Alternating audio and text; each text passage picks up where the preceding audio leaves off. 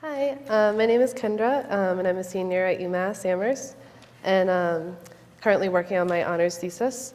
And my presentation tonight will mostly focus on what I've been researching for the past academic year about the alternative food movement as an emergent social movement using social movement theory, which isn't as boring as it sounds, I promise.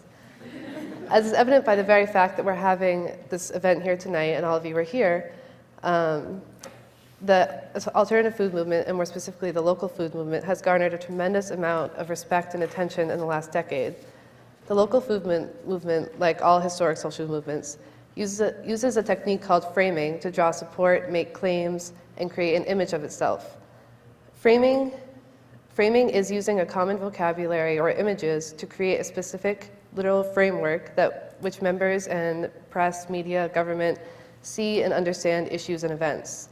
Collections of frames then construct a broader narrative that literally becomes the story behind the movement that's communicated through members or media.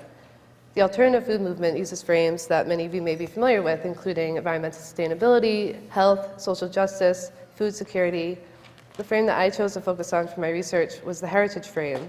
I believe that the heritage frame has two branches, the patriotic and the historic.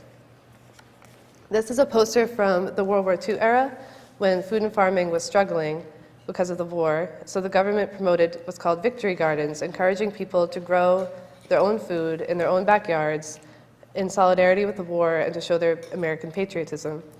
The USDA estimates that 20 million Americans planted a victory garden, responding to these messages of patriotism and self-sufficiency. Eleanor Roosevelt planted a victory garden in the White House lawn, and recently you may know that Michelle Obama actually planted a vegetable garden on the White House lawn. This is significant because it provides the historic backdrop for what is now the modern local food movement, and it provides the history for the heritage frame. The heritage frame encourages people to eat and grow local food because it exhibits self-sufficiency and independence, which are very American and patriotic values. It exhibits community pride, state pride, family pride, and even individual pride. For example, popular activist Michael Pollan insists that we have to be reintroduced to our food. His best-selling book, The Omnivore's Dilemma, which you may be familiar with, was entirely focused on how out of touch our society is with our food system and the way our food is produced. The point of the book is that we must return to our roots in order to get back in touch with our food.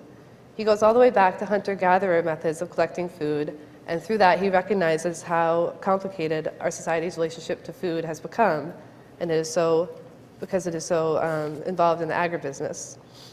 The heritage frame, I believe, also extends to heirloom fruits and vegetables.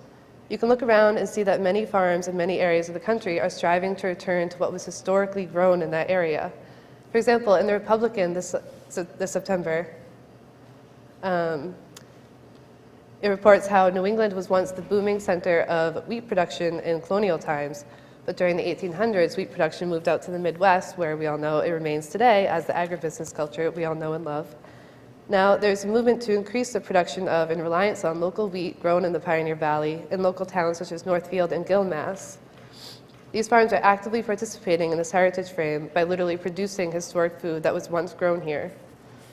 It's important for all of us to note that the heritage frame that I'm talking about here is just one way of understanding the social movement.